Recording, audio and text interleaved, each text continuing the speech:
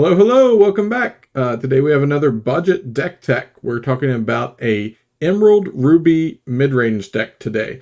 Now, my budget rules, if you watch my other video, was I stuck to just commons and uncommons, as cards are hard to get your hands on right now. But, disclaimer, this deck does have two cards in it that are not common and uncommon.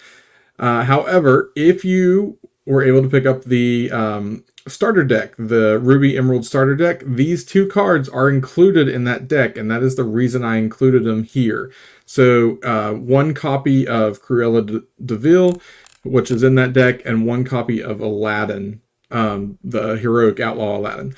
Those two cards are included in that deck, so I thought it was okay to include them in the budget deck if people were picking that up and looking for a way to upgrade it.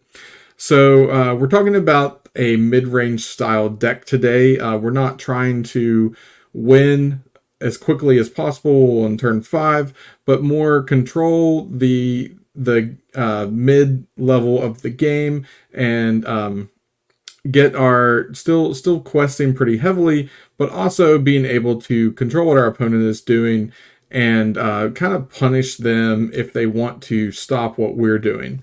So a lot of the stuff in this deck will have punish abilities for your opponents for doing stuff, or ways to protect them from your opponent targeting them, something like that. So Aladdin, for instance, has Ward.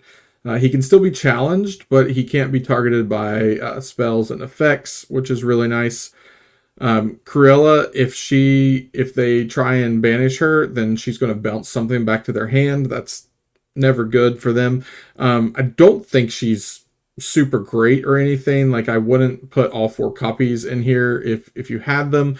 But she is okay, and being included in that starter deck, I felt like it was a good include here. Flynn Rider is one of the best cards in this deck, and arguably one of the best cards in Emerald altogether.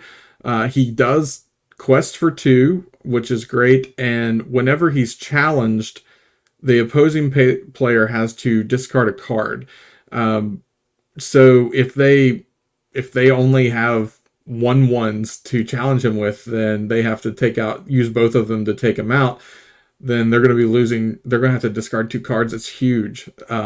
But I mean, at the very least, if they challenge to take him out, they're discarding a card, and that's great advantage with Flynn Rider. Cheshire Cat has a similar punishing effect. Whenever it's banished in a challenge, it will banish the opposing character that challenged it. So it doesn't have any attack power on it, so normally it wouldn't get rid of anything. But if they take it out with an 8 cost 5/5, then that 5/5 is gone, is getting banished. So it's another punish effect on your opponent for trying to take out your stuff. Jasper has a great ability that when he quests, you choose an opposing character that can't quest during their next turn. That's great if they have like a Brave Little Tailor Mickey that's going to quest for 4. You can stop that from happening. We have a few characters with evasive. We have Peter Pan, Tinkerbell, Pongo, and then Tinkerbell can also give something else evasive the turn she comes in. Those are just going to be constant questing threats that they can't really deal with unless they have evasive stuff on their board, and chances are they're not going to have as many evasive as what you have anyway, so they can't deal with all of them. We've got the Mad Hatter, which is one of my favorite cards. I mean, he's got 4 toughness, and when he's challenged, you get to draw a card. That is huge, because unless they use something with 4 power to take him out, you're going to be drawing multiple cards for them to get rid of him. And that's just what you want to be happening. And I mean, he quests for 3, so they're going to want to get rid of him. So Mad Hatter is just a phenomenal card. You want to put him down on turn 5 every single time. Goofy is another evasive threat to go with our others. Then we have Tigger as also an evasive threat. Then we have, so we're going to talk about other ways to punish your opponent, and that's taking their lore away. So we have kind of a suite of cards that do that, starting with our Aladdin Street Rat. When he comes into play, each opponent loses a lore. That's great. That sets them back one. Same thing with Rapunzel. When she comes into play, you lose a lore. She's nowhere near as good as Aladdin because she costs twice as much. But it's a nice backup effect to have that. However, Aladdin has another big upside, and that's being able to shift into Heroic Outlaw Aladdin, which this card is phenomenal. So if you shift for 5, you can, and you challenge something and banish it, they will lose 2 lore and you will gain 2 lore. So that's a 4-point lore swing. That is huge. This card, it's included, like I said, because there was 1 in the starter deck. But this card is a phenomenal card that you'll want to put the whole 4 in if you have multiple copies. That would be my very first upgrade that I would make to this deck, and we'll talk about that in a minute. Then we also have a couple actions. Tangle, another card, makes them lose a lore. Kind of just a placeholder until you can get some upgrades to add to the deck. It's an okay card. It's inkable, so it's not a bad include, but it's not necessarily what you want to be doing on turn 2 all the time. But if you have to, late game, you get it, and you can slow them down, then that's good. Dragonfire is just unconditional removal. If you have something on their field you just can't really deal with, banish chosen character. Not much they can do about that. And then the Shield of Virtue as a 2 of, just because you can use it to protect some of your more valuable questers by you quest with them and then use the shield to ready them back so that they can't be challenged. It's good in a pinch sometimes. Only a 2 of, but I think it's worth being in the deck. So let's talk about some possible upgrades that you can do.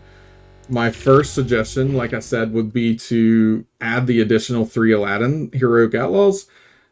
This card is just phenomenal, and if you've played with this card, you know what I mean. It feels great, and your opponent's going to be wanting to get rid of this as fast as possible, and they're going to have to pay a pretty hefty price to do that at a 5/5.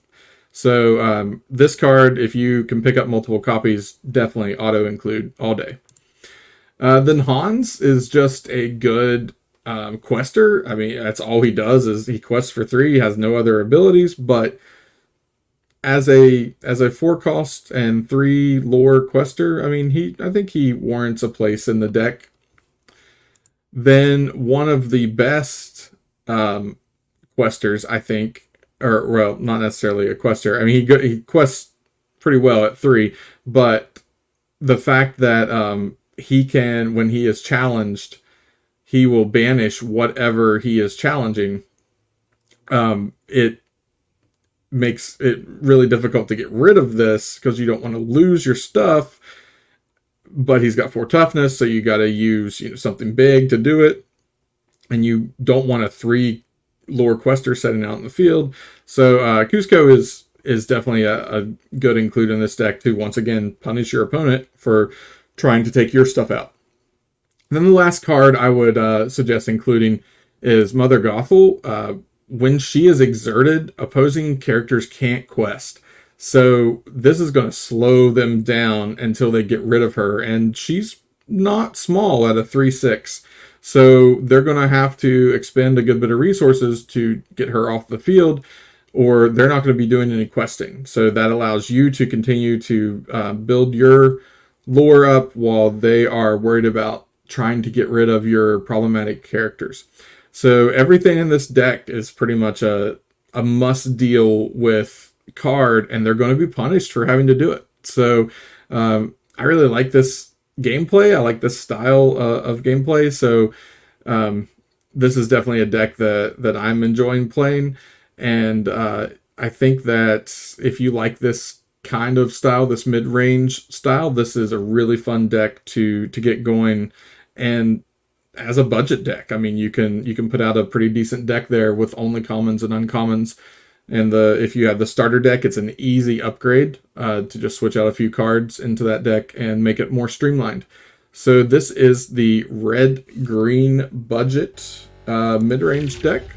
Let me know what you think. How would you play this? Would you enjoy that? You enjoy this style of deck? Have you played this kind of deck? Did you play the Ruby Emerald starter deck? Maybe at a Learn to Play event, your local game store. Just let me know what you think, and if you would, leave a comment, like, subscribe, all that. I'd really appreciate it. And if you want to see more content, let me know. Until next time.